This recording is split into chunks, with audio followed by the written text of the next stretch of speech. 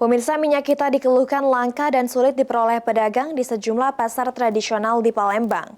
Namun Dinas Perdagangan Sumsel memastikan stok minyak kita di wilayah Sumsel dalam kondisi stabil dan harga masih mengacu pada net yakni Rp15.700.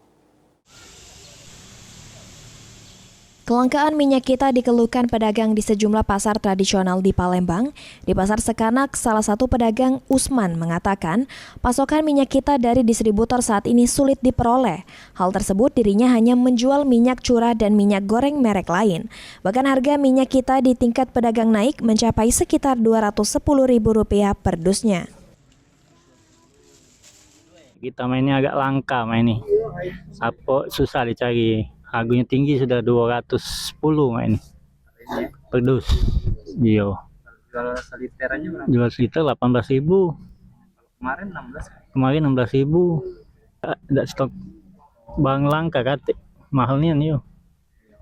Minat warga jadi ganti minyak apa sekarang? Minyak curah, balik minyak curah ayo.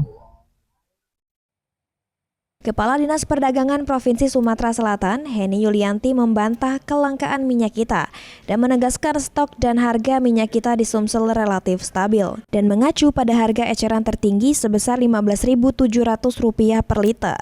Di Sumsel terdapat 2 distributor minyak kita dengan total produksi harian mencapai 110.000 liter. Menurut Heni, keluhan harga mahal dan pasokan sulit didapat kemungkinan terjadi karena pedagang membeli minyak kita bukan langsung dari distributor resmi. Dari data yang kita terima bahwa untuk stok dan harga minyak kita di 17 kabupaten kota relatif stabil, walaupun ada satu kabupaten yang memang agak sedikit lebih tinggi harga minyak kita ya dari harga eceran yang sudah ditetapkan sebesar 15.700 gitu. Tapi hal ini terjadi karena memang biasanya itu konsumen membelinya itu sudah di tangan ketiga atau lebih gitu, jadi tidak berasal dari D3-nya. Tim Liputan, PAL TV.